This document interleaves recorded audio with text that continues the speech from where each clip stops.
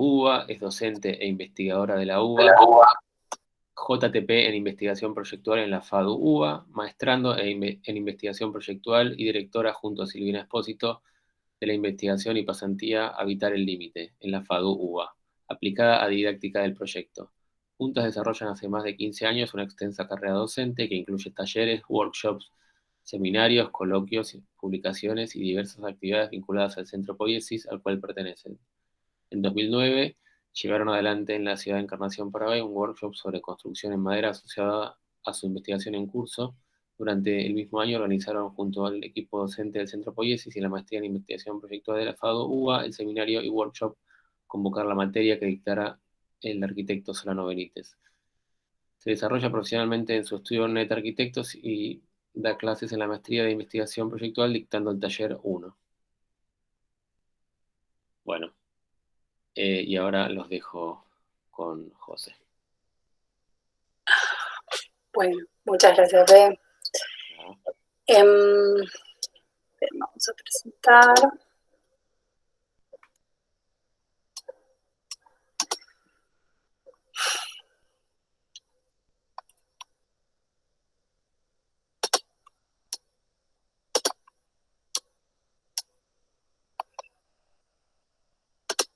Esperen que no se está compartiendo.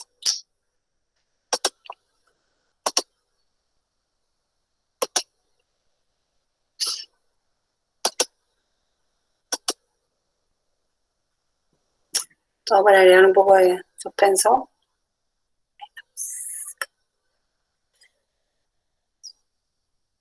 Muy bien. Ahora se ve bien, ¿no? Muy bien. Perfecto. Bien.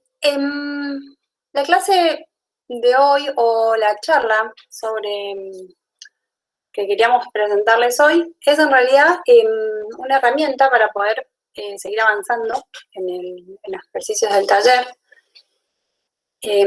Vamos a hablar del paso siguiente para empezar a pensar estos problemas disciplinares que estamos intentando que recorran. Y un punto que nos gusta como atacar seguido son los dispositivos. Estamos tratando todo el tiempo de trabajar sobre la ruptura de dispositivos. ¿Para qué?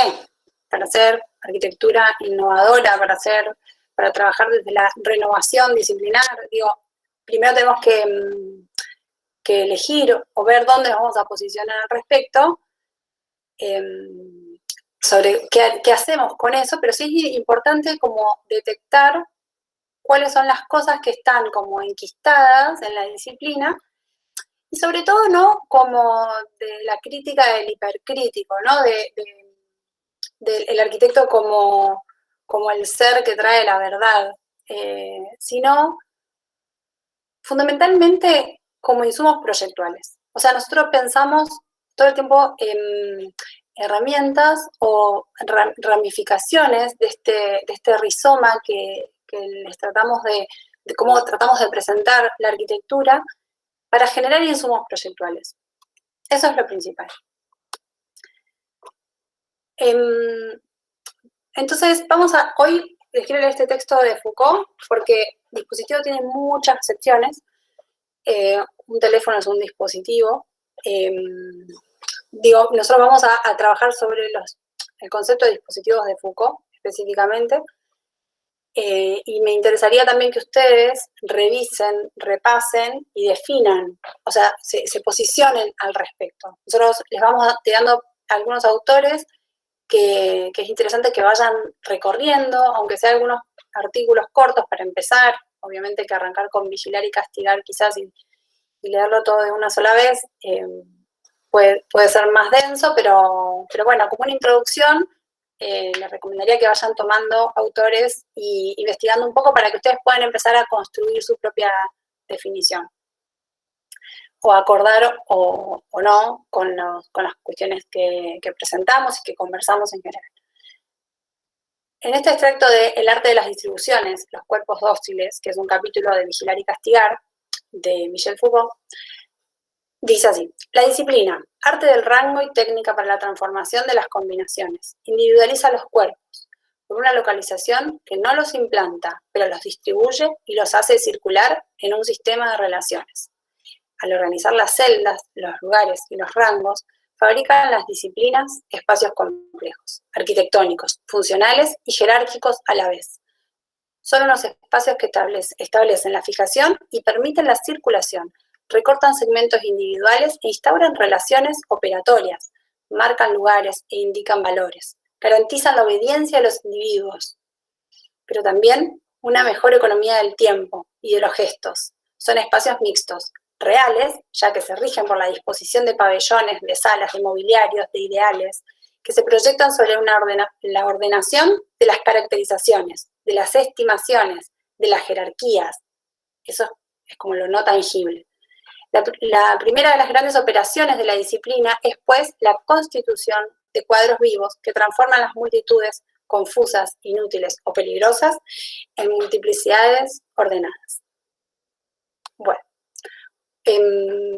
para mí habla de arquitectura todo el tiempo. A veces da un poco de miedo, pero me resulta muy, muy interesante después de desmenuzar bien ese párrafo.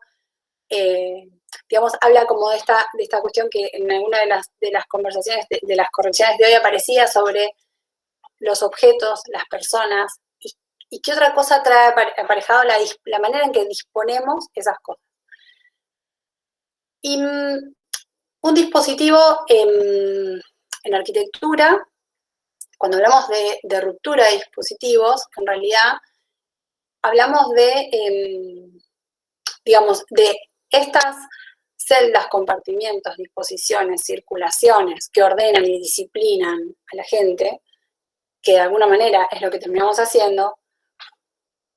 Existen, así como, por ejemplo, de Foucault, una cosa bastante emblemática que entiendo que casi todos conocerán es el panóptico, la teoría del panóptico de Foucault, donde por ejemplo, en una cárcel, si uno pone una torre en el centro, donde se supone que hay un vigilante y las celdas están dispuestas alrededor, no hace falta que el vigilante esté todo el tiempo en la celda, en su puesto de control, porque la sola disposición física del espacio, de las celdas y de las ventanas, de las aberturas y las visibilidades orientadas, hacen que los presos dentro de la cárcel se sientan todo el tiempo observados y por ende se comporten bien.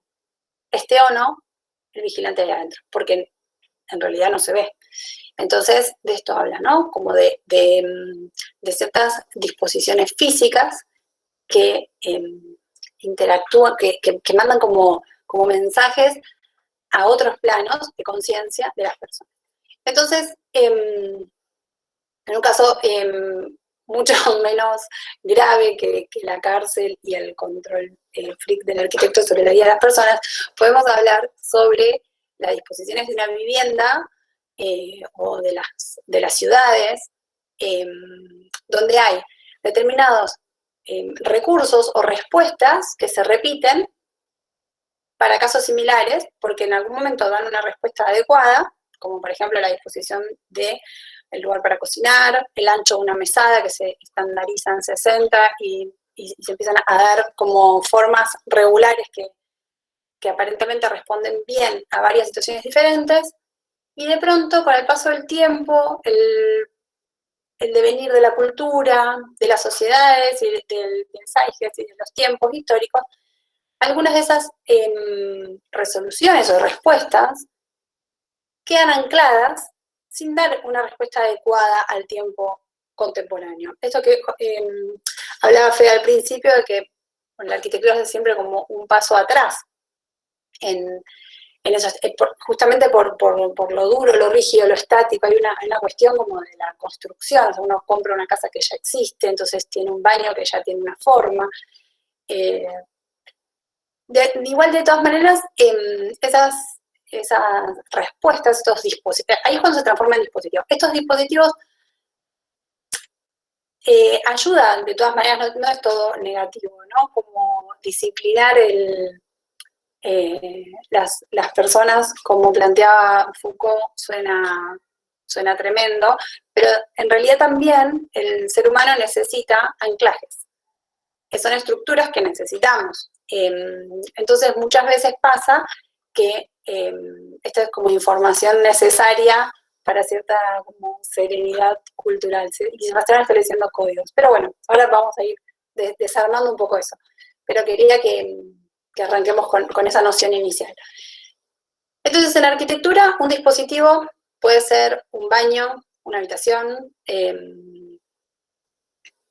un lugar para estudiar, digamos, un escritorio, una escuela es un dispositivo, las calles son un dispositivo, las veredas, digamos, y de hecho lo podemos ver en el microcentro prepandemia, donde las calles que tienen un ancho determinado, con sus veredas, que también tienen una relación, son 7,50 metros en relación a los 19 metros de la calle, etc.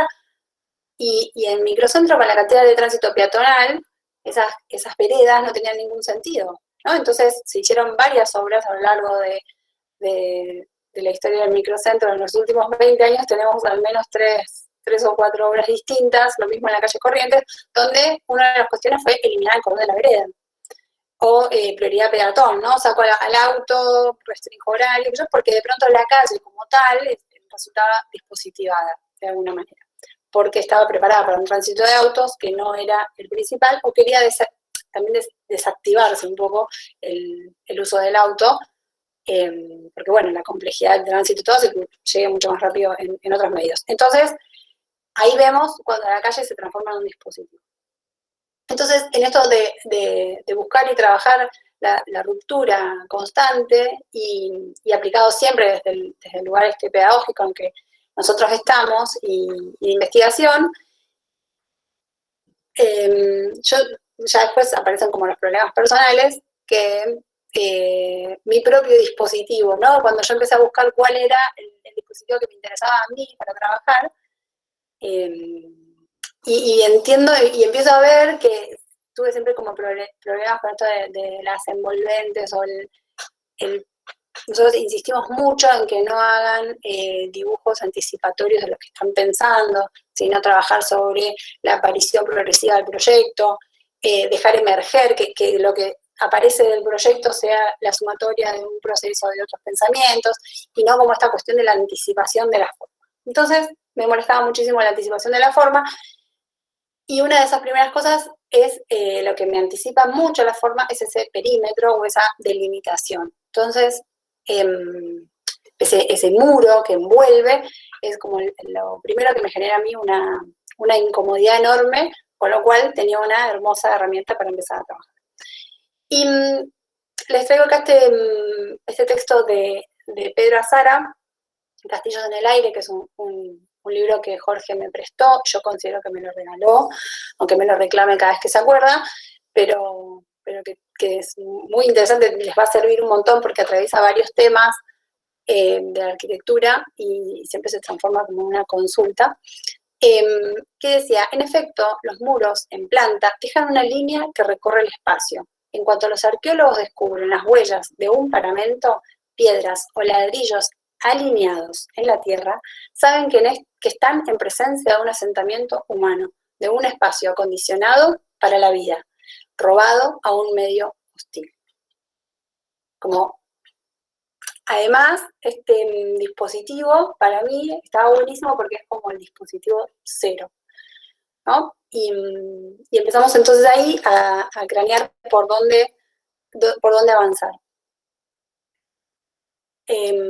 Ahora vamos a avanzar por un lugar que me interesa a mí y una verdad que quiero que escuchen hoy, pero que ustedes no necesitan, ¿sí? Solamente quiero que tengan herramientas para pensar la suya. Entonces, empiezo a... si empezamos a ver viviendas, que es el tema que nos convoca en general en el Centro Poiesis, trabajamos mucho los problemas de la vivienda y las cuestiones domésticas. Entonces, traigo a colación la Casa del Futuro, que por suerte este año ya Robert les mostró, porque me evita mi pregunta clásica de cada año, de ¿quién conoce la Casa del Futuro? Que hay muchos que no la habían visto nunca o la estudiaron en IAC así como aisladamente. Y básicamente yo la traigo siempre porque es un muro que no está hecho con ladrillos uno arriba del otro, y con esta definición inicial que les traía de Félix Azara. Entonces, en la Casa del Futuro, cuando uno ve la planta, que es la que ven ustedes a la izquierda, puede ver como si fuera un gran muro calado que tiene, digamos, tenemos un patio en el centro y ese perímetro hecho con estas fibras sintéticas, plásticas, con fibra de vidrio, con plástico y demás, donde las fotos más famosas son estas donde está como sentada en el baño, el lugar para peinarse, y tiene la forma de la mujer sentada y demás, casi como una suerte de gran muro que contiene un montón de actividades. Y empiezo a ver que de pronto parecía una especie de respuesta a la House Amont de la Bauhaus, 1923.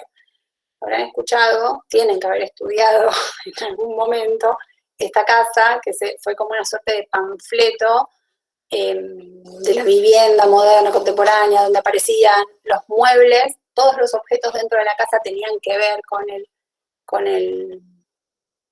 habitar, o estaban especialmente diseñados para ese lugar. De ahí hay varios sillones famosos. Y entonces, digo, la casa del futuro es una reinterpretación de esta planta, porque es similar. Empiezo a ver el acceso, la ubicación del acceso, el lugar de la cocina, el lugar para cocinar y el lugar del aseo están como en puntos similares u opuestos. Este patio que plantean los Smithson en la casa de la Bauhaus, de la exposición de la Bauhaus, pareciera un patio central y en realidad es un living. Vamos a ir para acá. Es ese espacio del compartir, pero que está cerrado y elevado por donde entra luz. No es para cuestionar ni visibilidad, ni luminosidad, ni nada, pero aparecen otros parámetros. Y que marcan como dos épocas bien diferenciadas, con 35 años, ¿no?, de distancia entre una y otra. Y en la planta de la Bauhaus podemos ver, abajo a la izquierda está lo que sería la cocina, arriba a la derecha el baño, una diagonal, pueden cruzar así. Digamos que en ese momento es totalmente innovador lo que plantean, no eran, para nosotros hoy puede parecer un baño convencional o una cocina convencional, pero en realidad fueron los primeros pasos para lo que tenemos hoy, lo que vemos hoy. Y en la Casa del Futuro aparece como ese lugar para compartir, o para, si podemos analizar como distintos puntos, el lugar para compartir está vinculado a ese centro, a esa centralidad, pero está apartada, y el lugar para dormir en la casa de la Bauhaus está separado del hombre de la mujer. En la Casa del Futuro están juntos y duermen en diagonal, sueltos en el vacío, que creo que Robert mostró esa foto la clase pasada. Entonces empiezo como a ver estas similitudes en los espesores. La casa de la Bauhaus está pensada, tenemos construcción prefabricada, muros ultra finitos, las aberturas súper racionalizadas, pensadas para cada espacio, etc.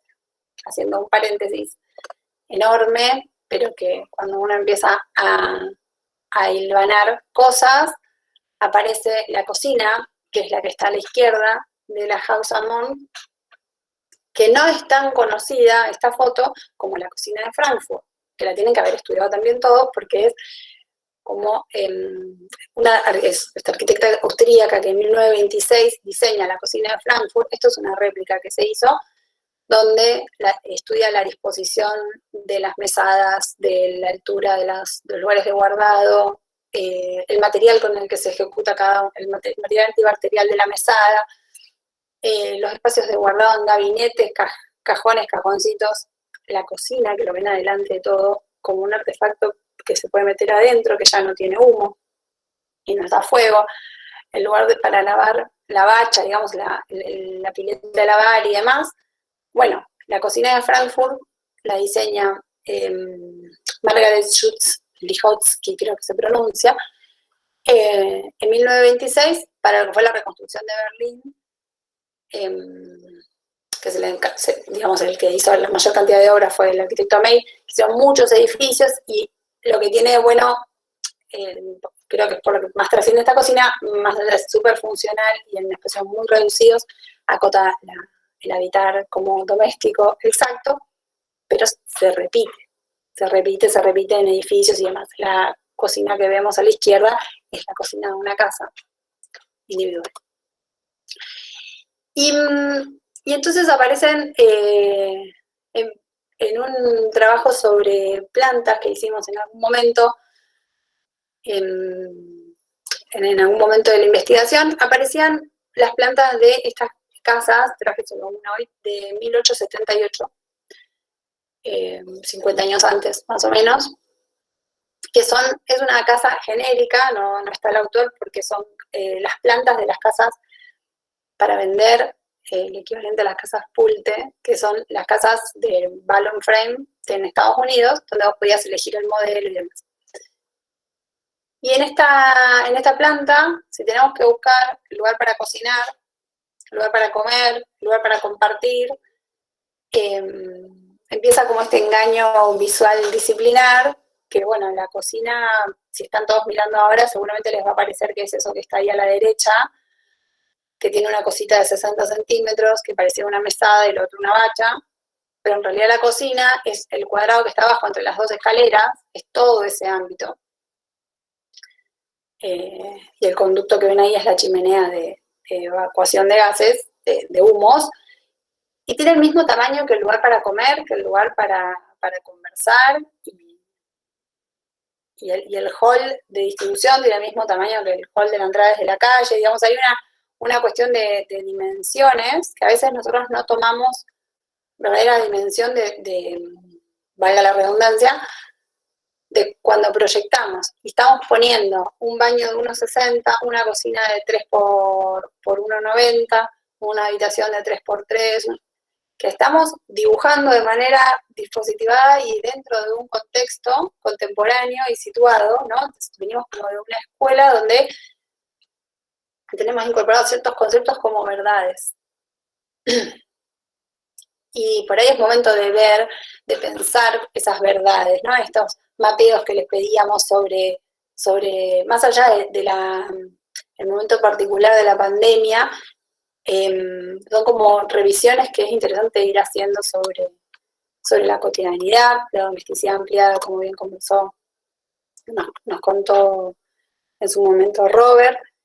Y entonces, a partir de eso, del análisis de estas casas, que eran unas de miles que repasábamos, aparecía como el problema de ese muro, si era posible tomarlo como dispositivo, si se podía proyectar o tectonizar al respecto. Y aparece como digamos, como una referencia bastante obvia, que es la casa Poli, pero que a su vez no puede dejar de estar, y uno, si lo ve desde las plantas, puede trabajarlo como el espesor de ese muro, que en realidad es el espesor de la escalera que da la vuelta y tiene distintas funciones, pero cuando ves la perspectiva o una foto, o empiezas a entender que es vinculación entre vacíos. Entonces, aparece ahí el lente del que quiere mirar, ¿no? Y uno empieza a elegir y empieza a tener como el problema número uno que tengo yo, que ustedes tendrán los suyos, que es todo lo veo con el filtro del límite, ¿sí? Que es el dispositivo que yo estoy pensando. Y entonces aparece, digo, bueno, pensemos muros primitivos, con espesor, que no sea un ladrillo apoyado arriba del otro. Bueno, digo, sin trabajar sin hacer ninguna investigación demasiado innovadora, llegamos al Coliseo, que tengo muros de 2,50 metros de ancho.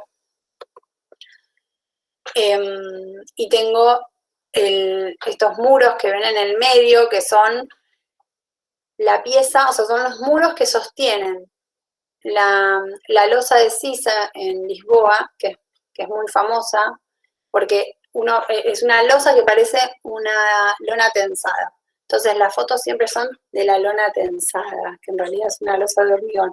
Pero bueno, del otro lado están estas patas sosteniendo ese esfuerzo. Y bueno, y aparece otra vez, acá tenemos como 5 metros de espesor, y digo, ¿cuál es el cuando empiezo a pensarlo? ¿Qué pasa? Y entonces, cuando empiezo a buscar eso, trabajar con espesores distintos, aparece la casita de Erskine, que es más conocida como el refugio en el bosque, pero es donde él vivió, no fue una casa de fin de semana que se hizo, sino que se armó esta vivienda en el medio del bosque, despegada del suelo. Ven ahí donde está, cuando está la nieve crecida en el medio, que no llega a tapar la casa. Entonces despega esta pieza del piso, trabaja, en vez de hacer un envolvente que lo proteja del medio hostil, por citar a nuestros ancestros, arma un muro que en realidad, si tengo que definir el espesor, arranco en 25, que es lo que me da la resultante de poner una piedra arriba de la otra. Del lado de afuera arma como un espacio para recibir, almacenar la leña. Del lado de adentro pone como los espacios de guardado y de elaboración de guardado, de archivo y demás. Y entonces podemos decir, ¿qué espesor tiene ese muro? ¿1,20 m? Digo, 80, 1,50 m. Entonces, no es más 2 rayitas. O sea, ahí aparece lo que para mí es como mi segundo problema, que es claro, el problema es que dibujamos siempre el muro con 2 rayitas o con una línea. Entonces empezamos a buscar situaciones donde eso no ocurra, podemos empezar a pensar como esa primera manera o ese primer camino para textonizar o pensar desde otro lugar el dispositivo tan trillado como es el muro. Y entonces ahí el algoritmo nos dispara para todas partes y llegamos a una fachada armada con sillas. Entonces ya esto no lo puedo dibujar jamás como 2 líneas, sino cada una de esas piecitas cortada en perspectiva con el escorzo, ¿no? Si yo cuando dibujo, así como les mostraban las plantas de las viviendas, donde podíamos identificar perfecto cuál era el baño, cuál era la cocina, cuál era la sala, si yo tengo que ver esto dibujado en planta, con lo cual significa que pasé una cuchilla muy finita y corté a 1 metro este perímetro, es como muy difícil de interpretar o de entender qué es lo que está pasando o qué es lo que va a producir eso que dibujé. Entonces, tenemos ahí ese problema importantísimo que es la representación, como bien traía Silvi, perdón, a colación la semana pasada, que es una herramienta para pensar, pero de alguna manera Silvi lo que mostraba en la clase pasada es como una, a mí me gusta porque es una visión optimista de la representación, y yo de alguna manera esto sería como una visión muy pesimista. O sea, para mí la representación reduce, digamos, si no está bien útil. Justamente lo que veíamos en la clase pasada era cómo ampliar las posibilidades de registro, porque en realidad los sistemas de representación en algún punto podríamos pensarlos también como un dispositivo, que son una reducción. En algún momento fue necesario codificar para entendernos, sí, pero en algún punto, proyectualmente hablando, en esto de los insumos creativos, puede ser una herramienta que reduzca o que nos achique o cercene un poco las posibilidades proyectuales. Y cuando empiezan a aparecer estas cuestiones de la pieza base que estoy pensando en ese muro o en ese límite, porque ya después, cuando deja de ser mi problema el muro y pasa a ser el límite empieza a ser de materiales distintos, de proporciones infinitas, de infinitas variaciones de tamaños, de relaciones entre sí, y entonces empiezo a pensar, salimos del observar solamente una pieza arriba de la otra, o sea, ese entramado tectónico, para pensar qué pasa cuando yo pongo un dispositivo enfrente a otro dispositivo y ¿qué sucede? ¿No? Entonces yo empiezo a pensar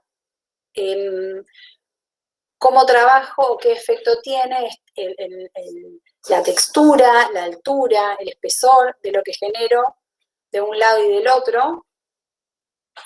Y encuentro en Castillos en el Aire, el libro que me robé, de la biblioteca de Jorge, una definición de dividir, porque digo, esto del muro aparece, el límite aparece para marcar, mi casa es hasta acá, la tuya es a partir de ese lugar, la calle nos separa, o una casa al lado de la otra divide la propiedad privada, ¿no? Entonces, cuando pienso en esa función básica que tiene el límite, encuentro esta definición de dividir, que significa, viene del latín, que significa partir, pero también distribuir, lo cual ya nos abre como unos rayos de luz. Y partager en francés se traduce tanto como para partir como para compartir. Entonces, partir, distribuir, dividir, empiezan a tener como esta connotación, casi como etimológicamente hablando, están vinculadas al compartir, y entonces ahí nos aparece como una herramienta más para pensar en ese lugar. Ya no pienso como la protección desde el medio hostil de lo que está adentro, sino que también empecemos a abrir como una categoría más para analizar sobre el dispositivo, que es qué pasa con lo que, digamos, en la primera imagen tenemos una persona adentro contemplando, ¿no? ¿Qué pasa con lo que está por fuera? Y cuando pasa la gente caminando por fuera, lo que ve, lo que percibe, sobre lo que se trabaja. Y entonces aparece una problemática más para trabajar del dispositivo. Entonces ahí ya voy. Llevamos 3 problemas y un dispositivo todavía sin desarmar. Entonces, digamos, ahí les traigo hoy un repaso muy rápido sobre la epistemología convergente, comprensiva y operativa de Jorge Alberto Servis, sobre el procedimiento de configuración de la arquitectura, que en otro momento va cambiando de nombre según las discusiones epistemológicas del equipo, pero como para pensar en un anclaje, cuando empiezo a abrir, ¿qué estoy haciendo? Estoy desarmo el dispositivo que elegí. Podemos hacer un recorrido histórico, primitivo, operativo, y se me empieza a armar como una suerte de nudo para trabajar, y traigo a colación el procedimiento de configuración de la forma, porque son 6 pasos que Jorge enunció, que me parece interesante para tomarnos como una guía o para ubicarnos un poco y elegir por ahí, cuando estamos un poco perdidos, desde dónde trabajar. Entonces, tenemos inicialmente la creatividad proyectual, como una estructura que le habla de los 4 niveles: modo de producción, modo de recepción, los paradigmas culturales y demás, y los valores disciplinares y transdisciplinares. Esto habla básicamente del que produce o que está creando con el que recibe, o sea, quién está dirigido. Entre los roles y las conexiones aparece como las 4 fases, que serían programa, pirotécnica lúdica, rigor formal, documentación de obra, como 4 puntos por los que atraviesa el proyecto, sí o sí. Después tenemos otro anclaje que son los 3 polos vitruvianos, que son utilitas, firmitas y venustas, los cuales nosotros tangencialmente los estamos trabajando todo el tiempo, porque trabajamos con la tríada vitruviana hace un montón de años, así que están atravesados siempre las cuestiones de la forma, del lenguaje, no desde el lenguaje, cuestiones sobre los usos o lo real e inabarcable de las formas de vida, que son el utilitas, y cómo ver o cómo interpretar, armar un programa, etc. La microsucesión de los actos creativos, propositivos y receptivos, que acá es una parte importante, que supongo ustedes han estado en la clase pasada por acá, que es donde aparece lo que Martínez Buquet, que es un psicólogo que trabajó mucho tiempo al lado de Jorge, llamaba el interlocutor imaginario hipercrítico, que es ese momento que están avanzando, están armando algo y les parece que no va a funcionar, entonces lo dejan y arman otra cosa, y entonces les parece que es una porquería y estuvieron 5 horas haciendo algo que no es. Y entonces ese hipercrítico que parece que es el que tenemos, como ese bichito que nos taladra adentro, a veces es como una conversación con nosotros mismos que nos ayuda, nos impulsa, y otras veces nos hace dar un par de pasos para atrás, que está bueno aprender a callarlo un poco. Después, el pasaje de lo verbal, de la significación social imaginaria, a lo visual arquitectónico, la traducción, según Sebransky, bueno, el imaginario social. Esto, yo agrego siempre, está el imaginario social y el imaginario disciplinar, porque también nosotros nos manejamos con una significación social que a veces no nos damos cuenta, no somos del todo conscientes. La abducción de Peirce, que es un momento también durante el proceso del proyecto aparece información. O sea, la abducción es algo que aparece, en vez de aparecer de manera lineal, o sea, yo estudio, elijo el límite, analizo de manera histórica el problema, después elijo algunos ejemplos de arquitectura contemporánea respecto del tema, después autores que hablen sobre, y en algún momento como que eso es lineal. Cuando en el proceso, digamos, en realidad es deductivo, lineal, aparece la abducción, es algo que una irrupción de golpe en el proceso, que es información que tenemos, pero quizás no aparece por de algún hecho encadenado. Y es importante permitir que la abducción se dé, digamos, muchas veces, depende de las personalidades de cada uno, en el proceso a veces se va como cercenando de manera tal que este proceso a veces no dejamos como fluir. Pero ¿qué pasa? La abducción, para que ocurra, también tenemos que tener información adentro. Digo, es importante leer, investigar, aprender de memoria plantas de arquitectura, o saber todas las fotos del interior de 2 o 3 casas que nos encanten. Digo, hay cosas que nosotros tenemos que tener adentro para tener una suerte de biblioteca, para que en algún momento la ruleta te traiga esa información que está ahí atrás, que no la podemos tener todo el tiempo a flor de piel, y nos ayude a dar un salto importante en el proceso de producción. Y esta es la parte más revisada, así que no nos vamos a explayar mucho, pero sobre el relato epistémico, la construcción del programa, el problema y la generación de una idea de arquitectura. En los procesos experimentales, digamos, hay como procesos creativos, después de eso de alguna manera puede decantar en un problema arquitectura, un problema pensado de manera propositiva y no como con una connotación negativa, y transformar, digamos, y en algún momento poder transformar esos enunciados en un enunciado de arquitectura, una idea de arquitectura, que sea algo, digamos, que apunte a la producción de un conocimiento disciplinario.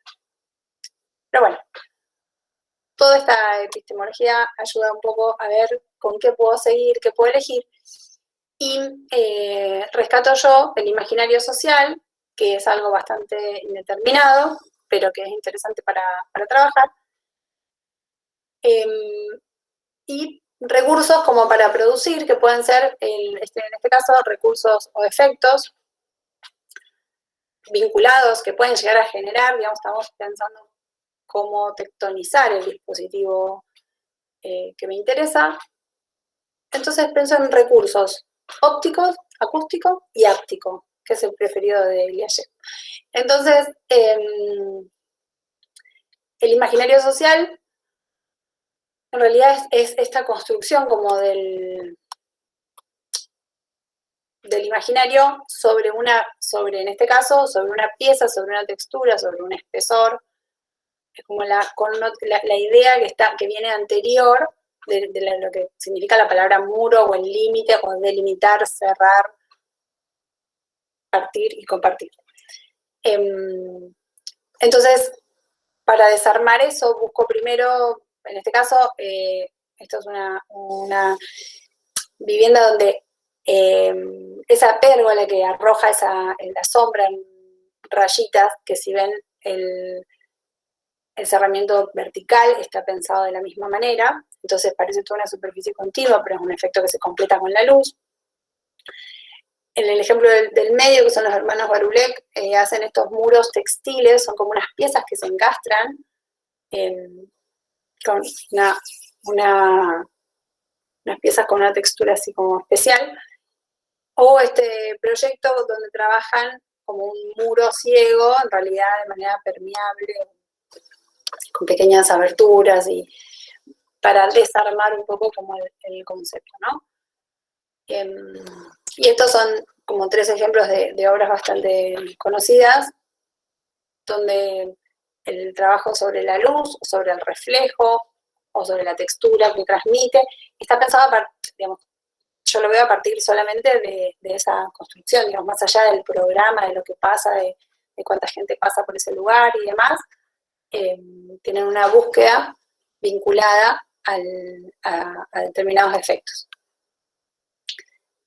Y aparece después esta obra que apareció en la clase de Silvi la semana pasada, que ya les explicó ella muy bien, pero cuando aparece, acá tenemos el truco y la foto como el detrás de escena o el truco del mago descubierto, ¿no?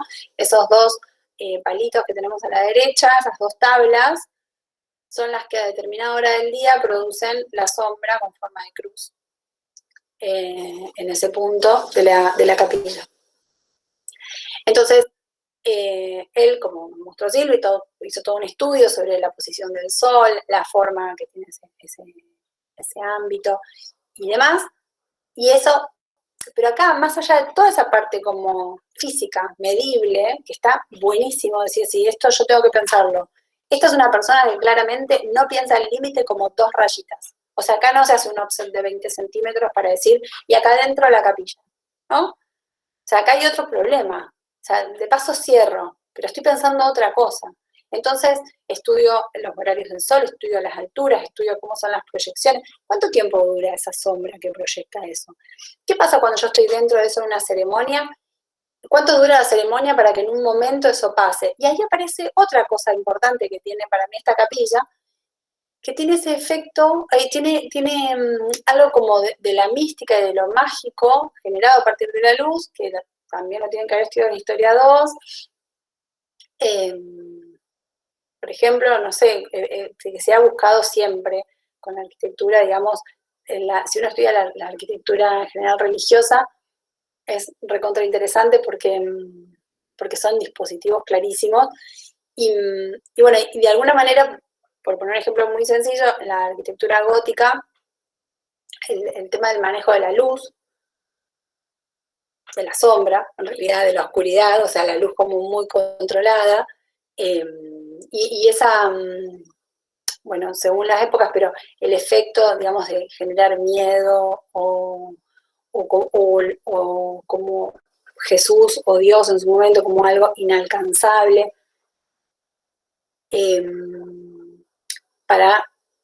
bueno, además son como los padres de los 10 años de oscuridad, pero digamos, todo eso, cuando yo veo esta capilla, hay algo de eso que trabaja sobre nuestra conciencia, sobre eso que está atrás, sobre lo fenoménico, y ya no tanto sobre lo sensorial como en lo anterior, ¿sí? La diferencia, digamos, cuando aparecen estas imágenes con esta, es que además de trabajar con los sentidos, aparece la percepción y el trabajo sobre lo fenomenológico, lo cual incluye, si quieren leer un poquito, pueden leer a Husserl, que sería como el padre de la fenomenología, incluye como la conciencia, el pasado, la interpelación de la persona, no solo la sorpresa como visual, lo que sería visibilista, sino que trasciende un poco más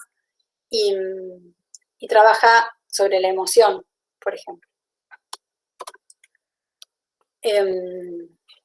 Entonces, por ejemplo, en este caso podría ser ladrillo trabajado solamente desde lo sensorial, lo táctil, lo áctico, o en la imagen de la derecha, una herramienta proyectual puede ser la sombra que proyectan las cosas, o los árboles, o lo mismo que uno dispone, digamos, en una planta, y las hojas que caen y el ruido que hacen cuando camino, y todo eso empiezan a ser elementos de proyecto.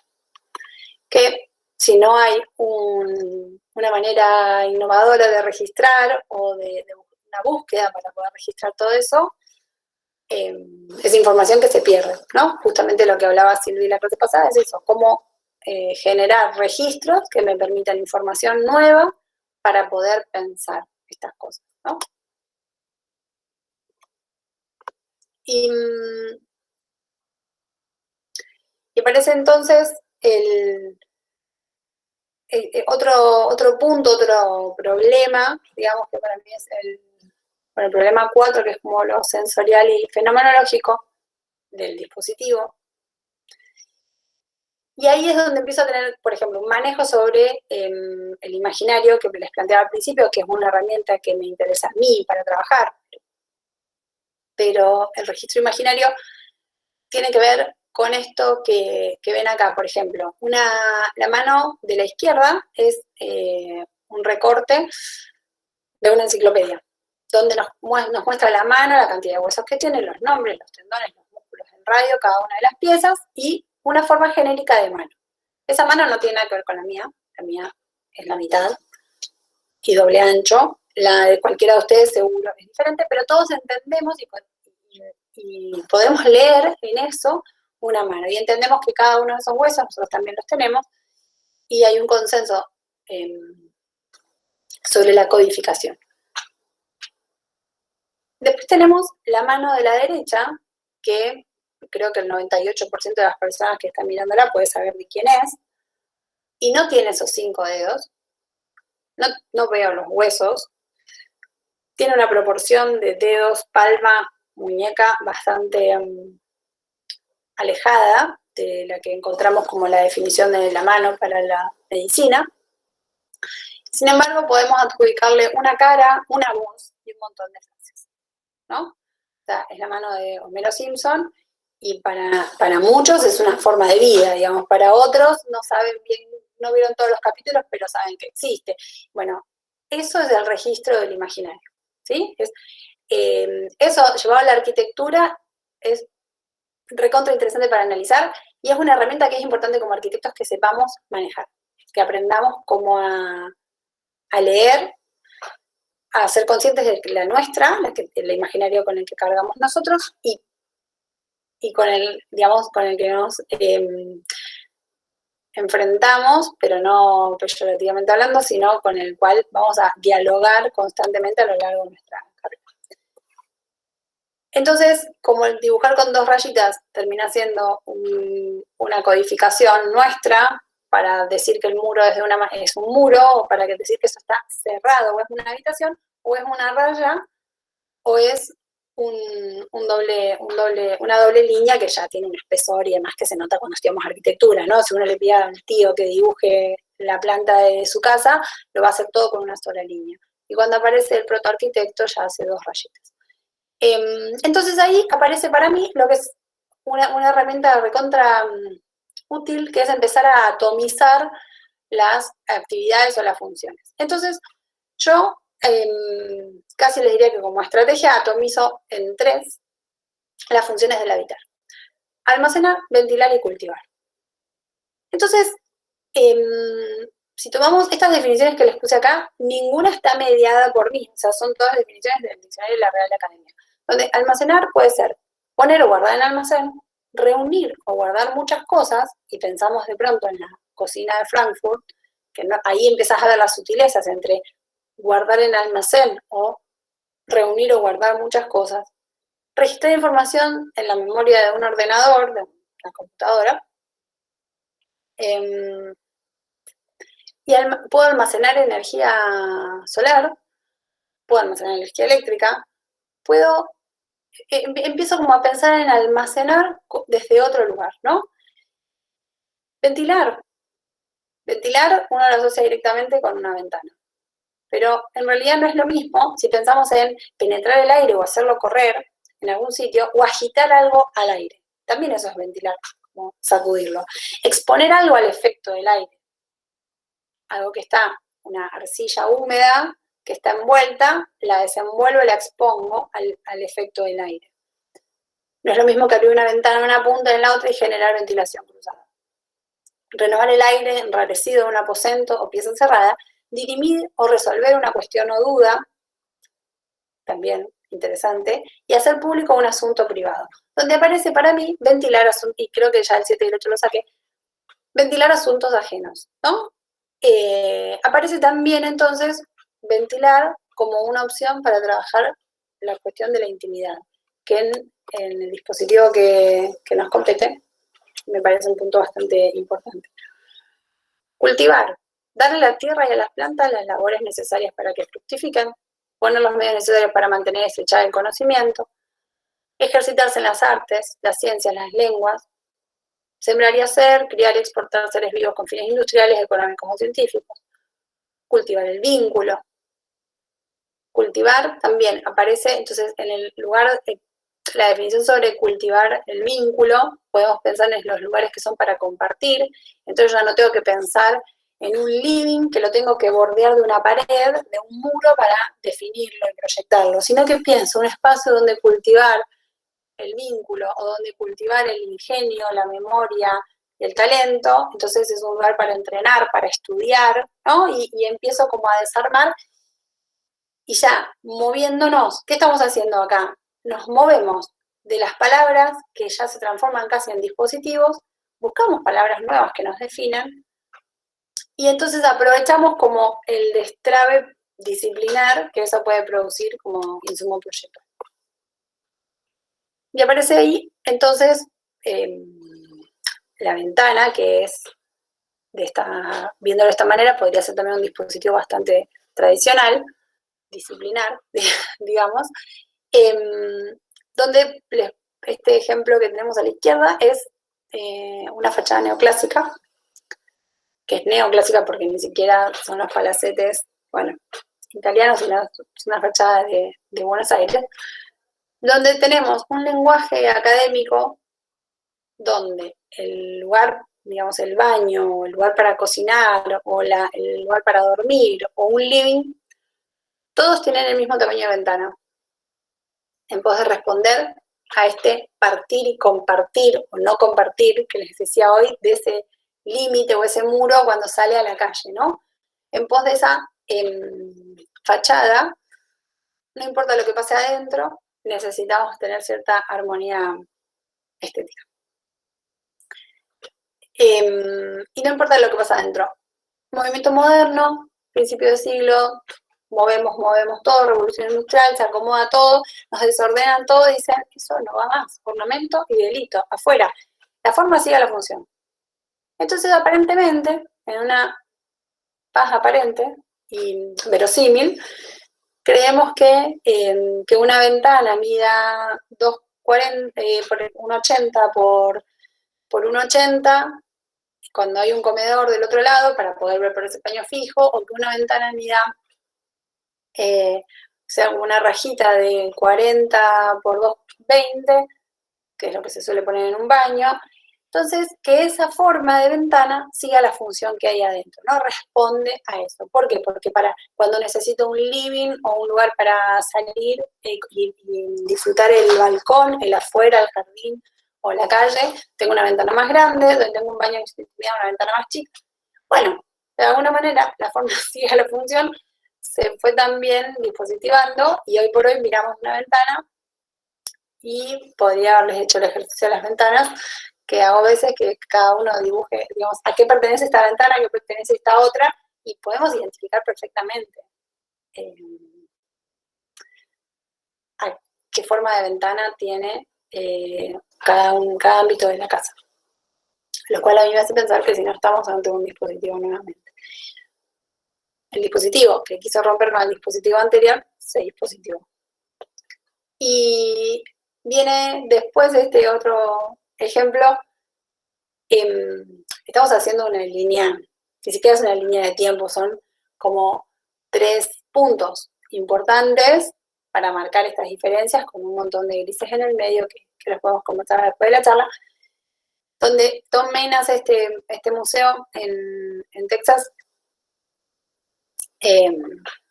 Digo, acá no puedo ver la ventana como ventana, digo, ahí cuando tengo que nombrar ya digo la raja, el vidrio atravesado que tenemos, bueno, acá no sé si se va a ver bien mi cursor porque se ve todo muy chiquito, es una circulación en realidad, pero no es la escalera, es lo que vincula una cosa con la otra, es lo que hace que entre un haz de luz.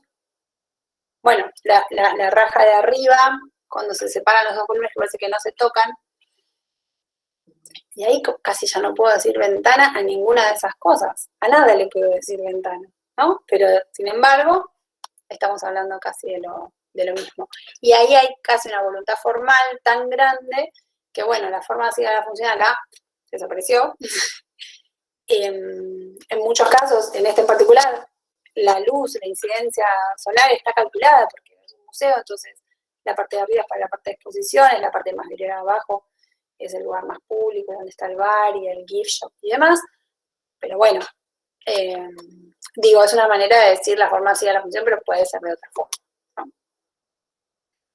Y entonces aparece este ejemplo, que saben todos ya que es mi favorito, los docentes, porque es como la ventana atomizada, ¿no? La ventana tiene esta,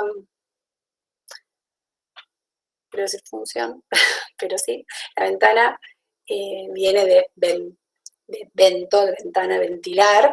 La ventana nos sirve para ventilar, también para iluminar.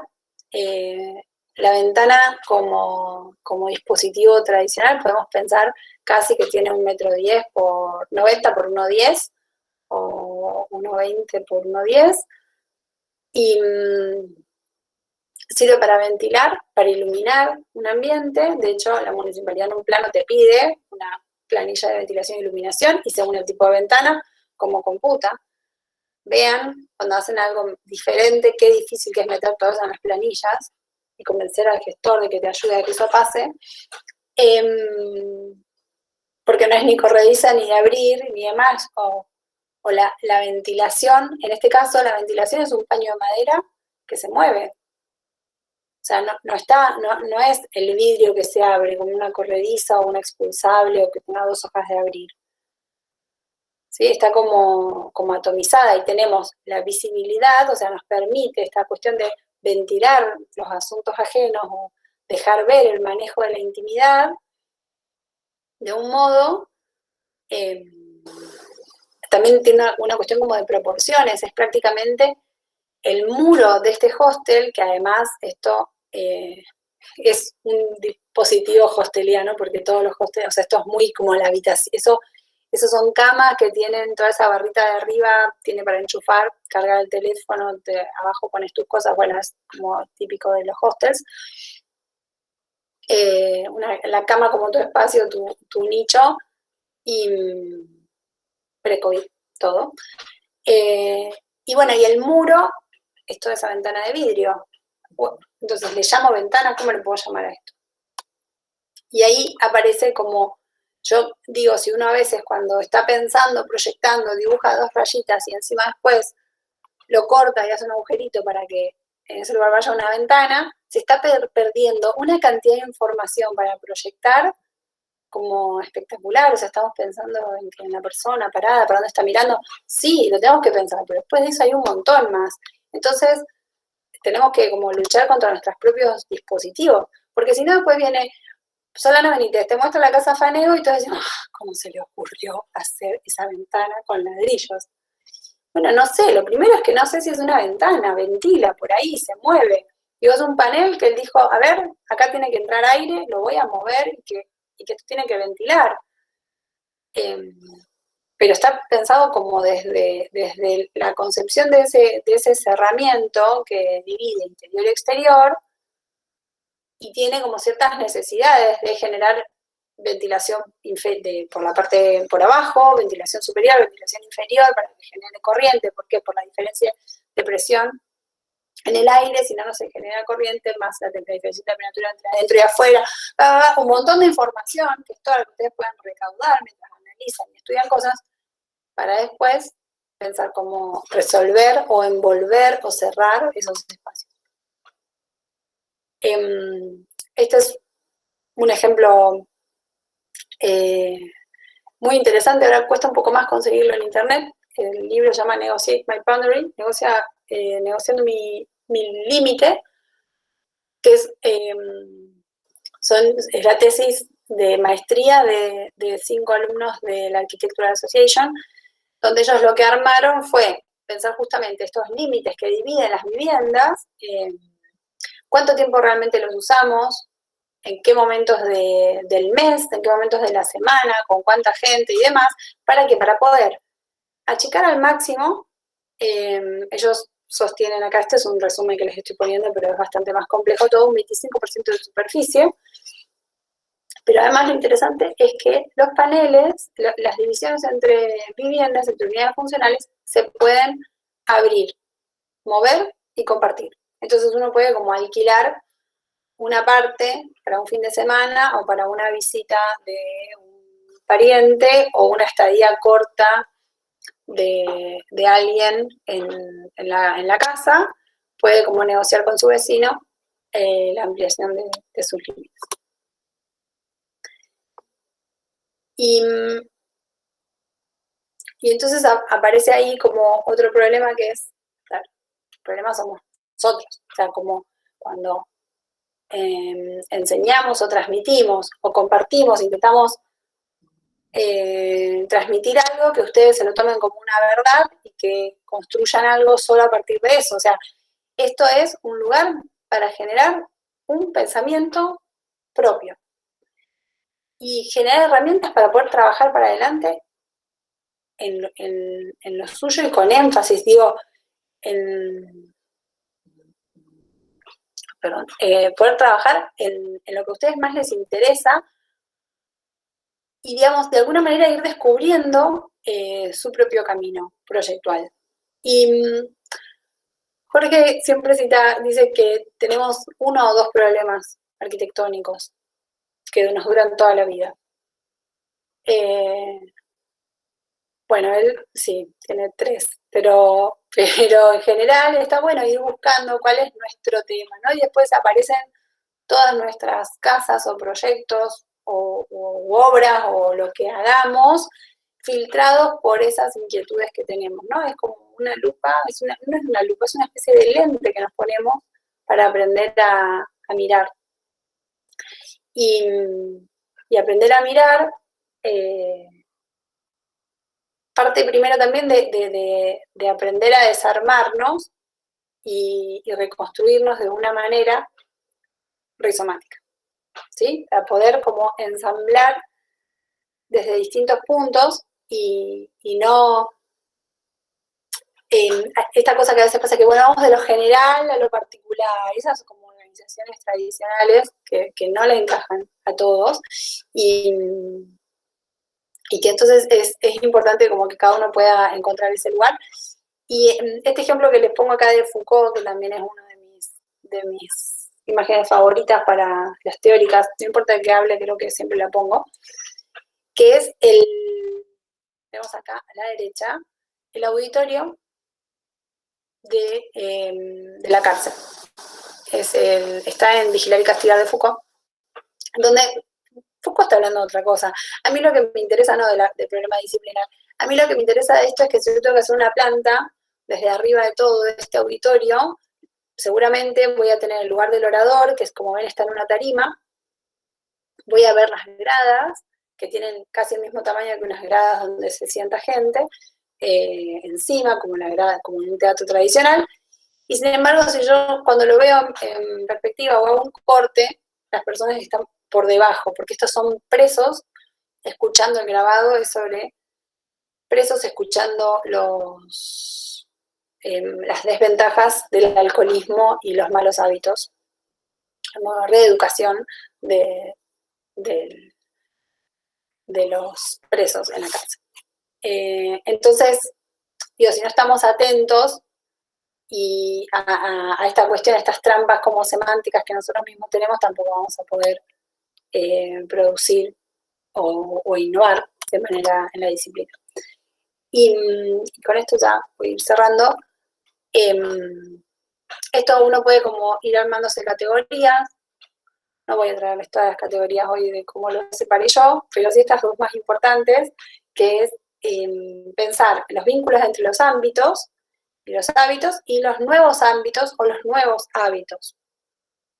Que para mí esas son como dos cosas diferentes que nos han hecho pensar el límite desde una posición u otra. Cuando aparecen nuevos ámbitos o nuevos hábitos nos referimos, por ejemplo, cómo cambia la arquitectura cuando aparece el primer inodoro con sifón. En el Crystal Palace, que lo tienen que haber estudiado en Jack sí o sí, esa gran exposición donde se da, es como el puntapié inicial para un montón de una arquitectura contemporánea, digamos, aparece, fue el primer lugar donde se pusieron inodoros de manera pública, se había inventado el sifón, se podía entonces tener adentro de una casa un baño sin olor.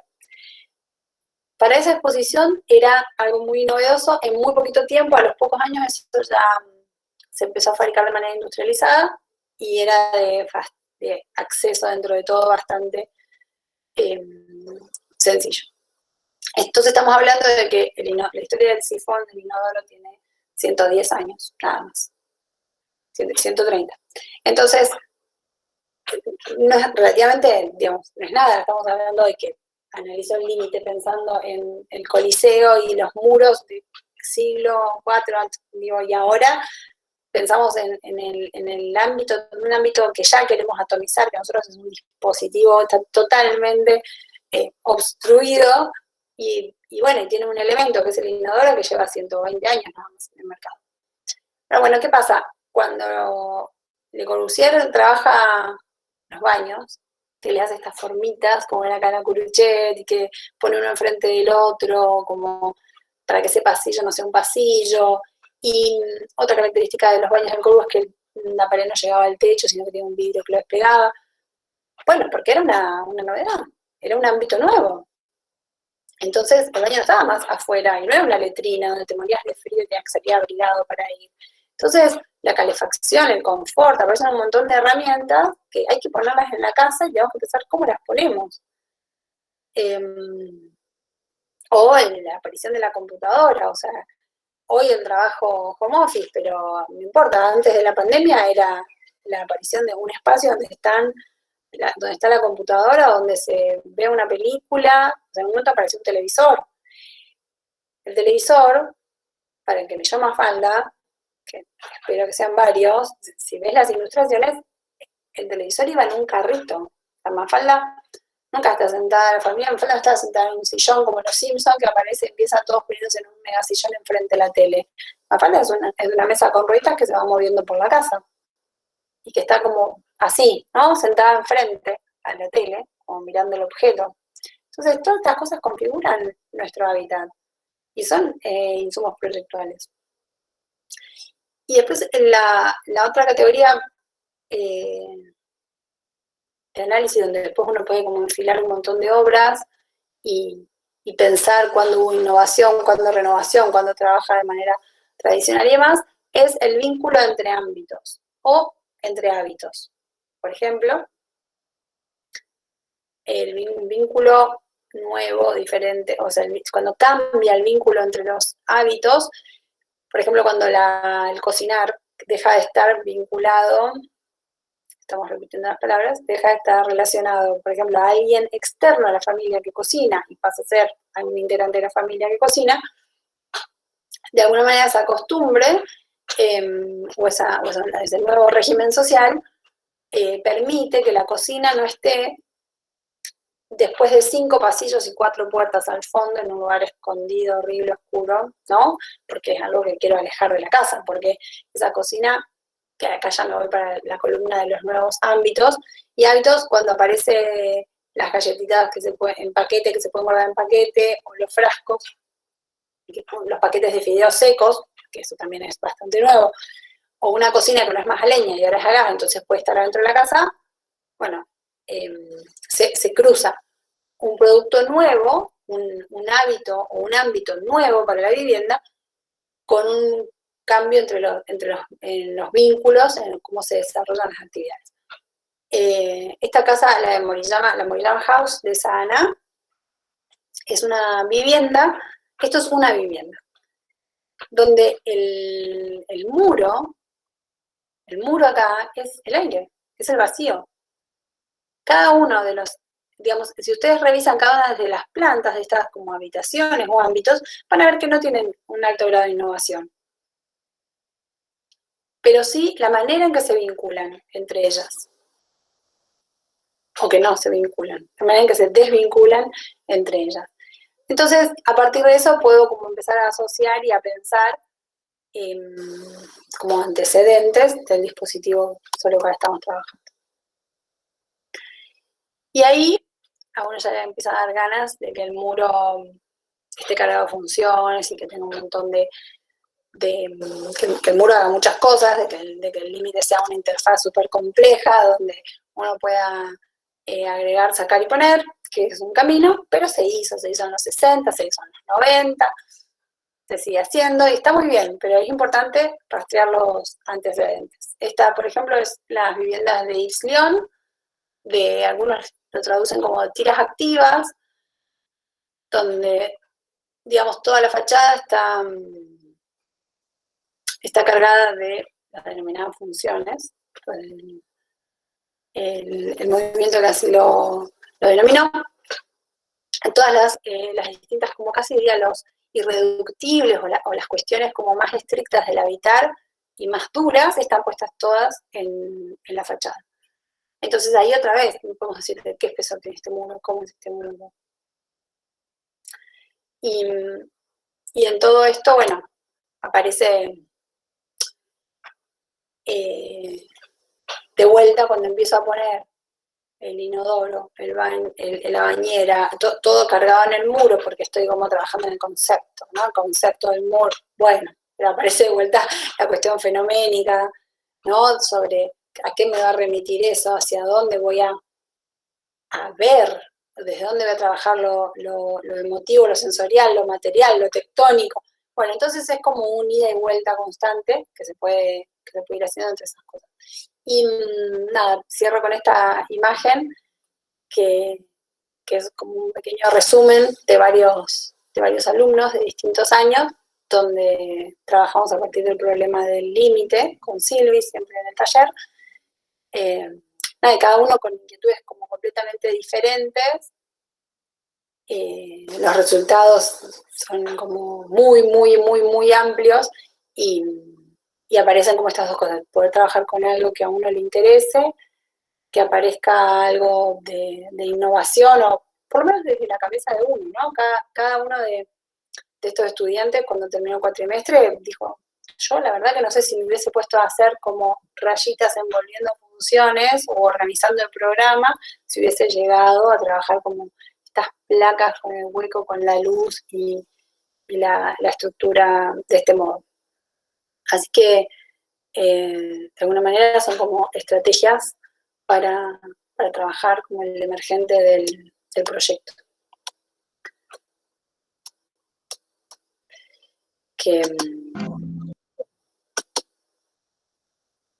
Dejamos de presentar.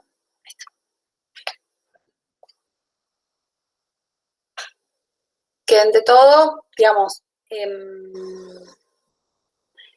es como empezar a ver, digamos, tomo un enunciado sobre un dispositivo, sobre qué es un dispositivo, cómo trabajar la ruptura y cómo empiezo a transformar todas esas cositas en algo que me interese, que me cierre y sobre todo que yo misma me lo crea, ¿no? Que aparezcan como estas cuestiones como intermedias, que en el medio cada una de esas cosas que fuimos abriendo se puede disparar para lugares como infinitos. Entonces, nada, está bueno que ustedes empiecen a armar como un recorrido y una búsqueda de cómo empezar ahora a textualizar lo que estamos analizando. Eso. Así que bueno, no sé, si alguno quiere alguna pregunta sobre vincularlo con su trabajo y demás. Bueno, muy bien, José. ¿Estás cansada? Sí. Cansa, ¿viste? Sí, tengo una sed. Vale parar a tomar agua. Sí.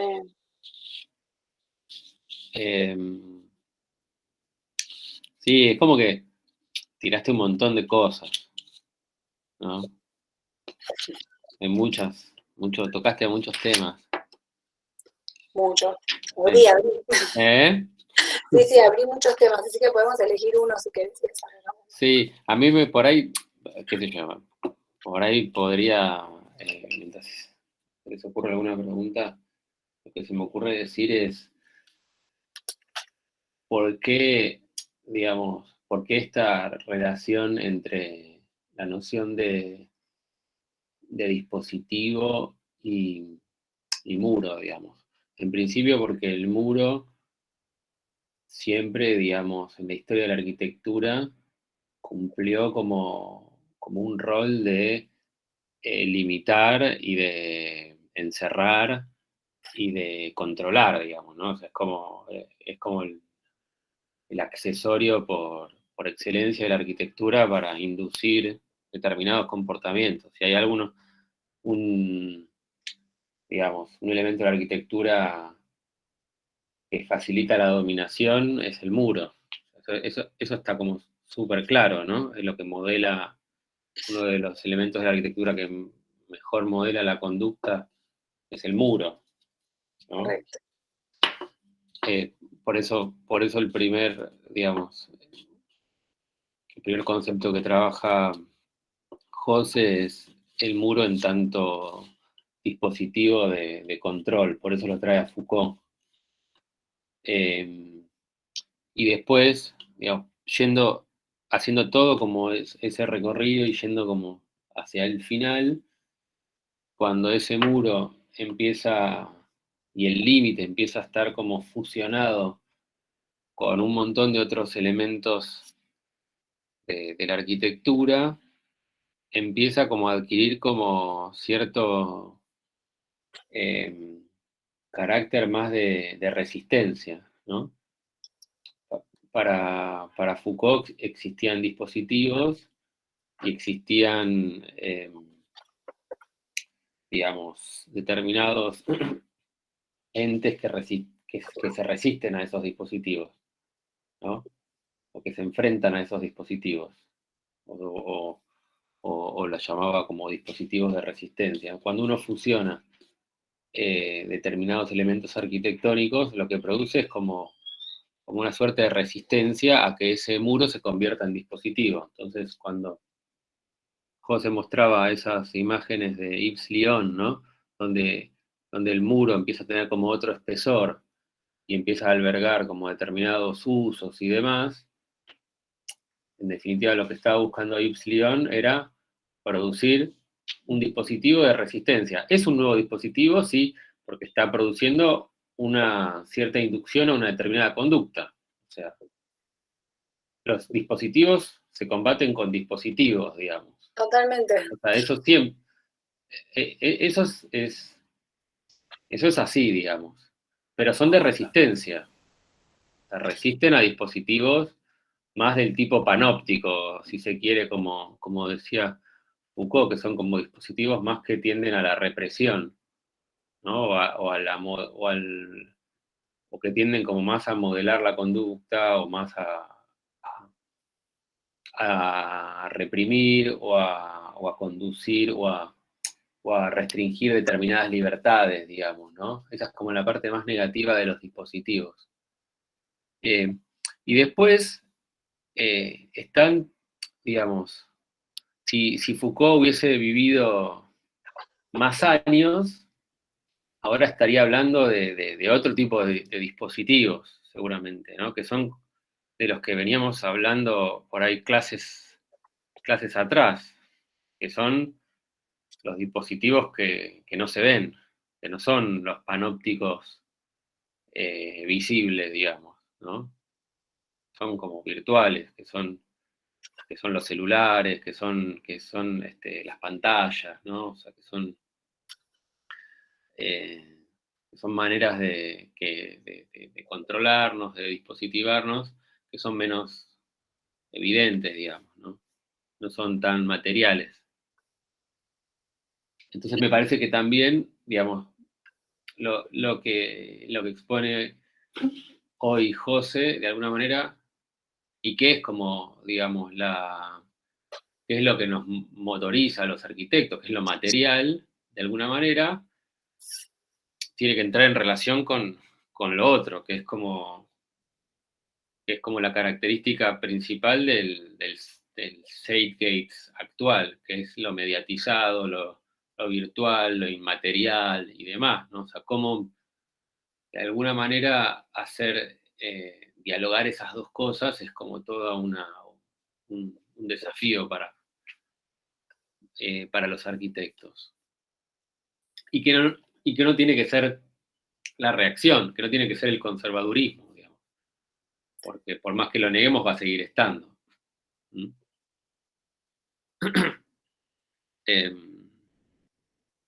Se me ocurren como esas cosas, ¿no? Después habló de un montón más de otras cosas, José, pero me parece que lo que yo identifico como lo más importante es eso. Va a ser todo un tema el trabajo que van a tener que hacer a partir de ahora, porque van a tener que hacer un trabajo sobre lo material, porque hasta ahora fue fácil, porque trabajaron en el campo de lo digital, virtual, de las imágenes y demás, en un medio digital, pero ahora van a tener que trabajar, digamos, en el campo de lo material y nos vamos a seguir relacionando en este campo bidimensional, digamos, con lo cual va a ser como todo un desafío para ustedes y para nosotros cómo nos vamos a relacionar. Pero bueno. Una pregunta. ¿Esta teórica que está grabada, en dónde? Para volver a escucharla para el trabajo. Todas las teóricas están siendo grabadas, ¿no? Sí. Después la subiremos. También está subida igual la del año pasado. Tenemos nuestro canal de YouTube. No sé si están suscritos. Listo. Perdón, va a estar en el canal de YouTube. Sí. Lo que pasa es que a veces no la subimos al toque porque se editan. De hincha pelota. Pero nos ayudarían si se suscribieran. Claro, obviamente que se aceptan colaboraciones si alguno quiere ponerse a editar teóricas y demás. A veces no llegamos como a hacer todo lo que hay que hacer, digamos, porque es como un montón de laburo. A veces lo dejamos para más adelante porque... Pueden ponerle me gusta, pueden compartir, activar la campanita. Una cosa importante para mí de hoy, que ustedes tendrían que estar pensando ahora, es, digamos, ¿qué dispositivo puedo trabajar? O sea, porque de alguna manera lo que yo conté hoy, contándolo desde otro lugar, no tiene ningún sentido. Digamos, uno puede decir que el muro es nada, solamente un muro y listo. Y hay otras cosas adentro de la casa que son más dispositivos que un muro.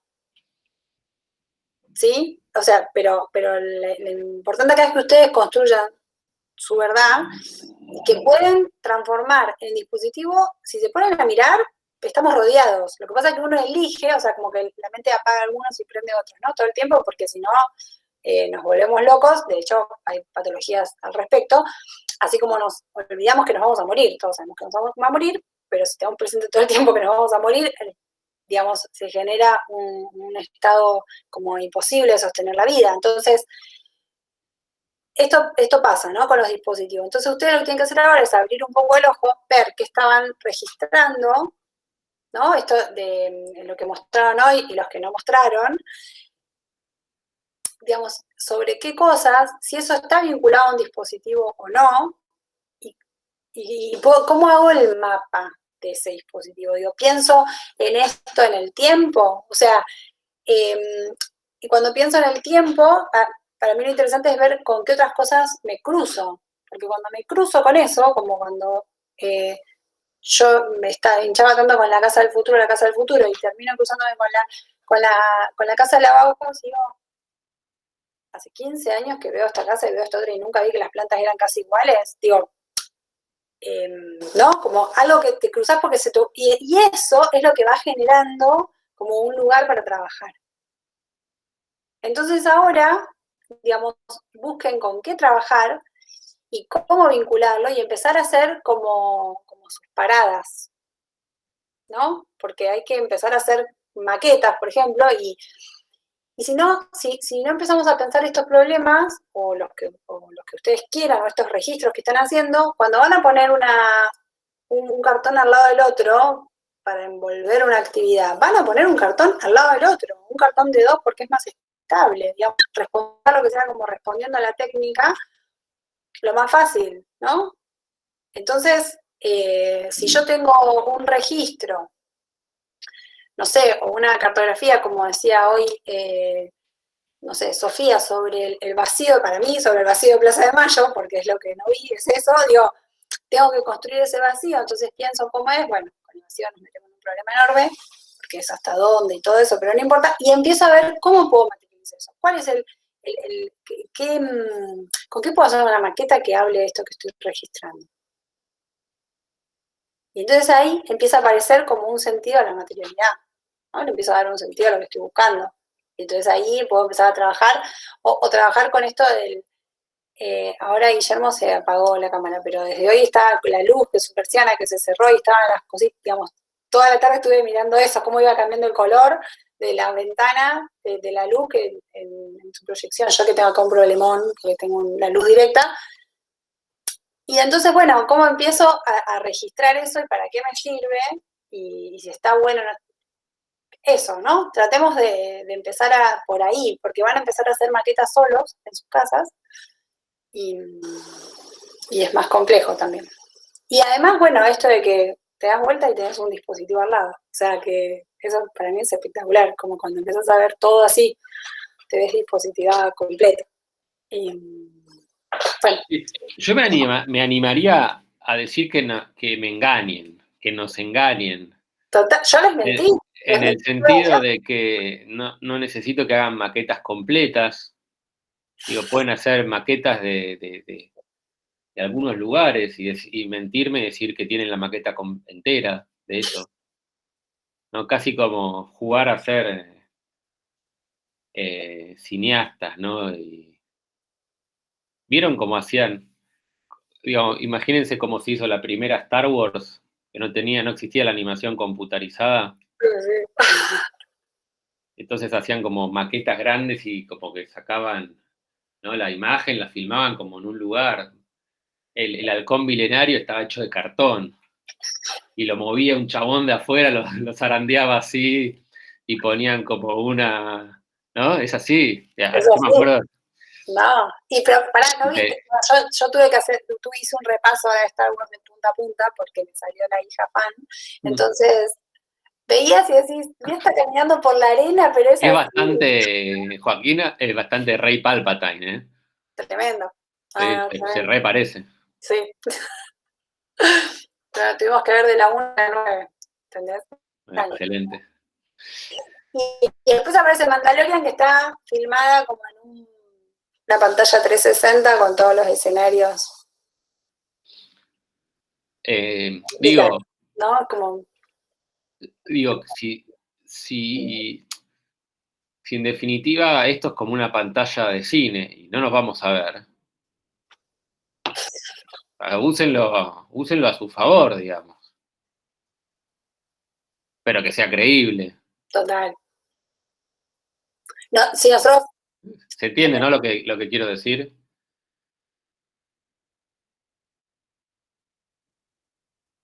Aprovéchenlo, pero si nos engañan bien. Claro. Y además, cuando ustedes eligen un problema para trabajar y después buscan una obra, que les vamos a creer que está vinculada por eso, ¿se entiende? ¿De verdad? Digo, que una planta es igual a la otra es una verdad mía, no es de ellos.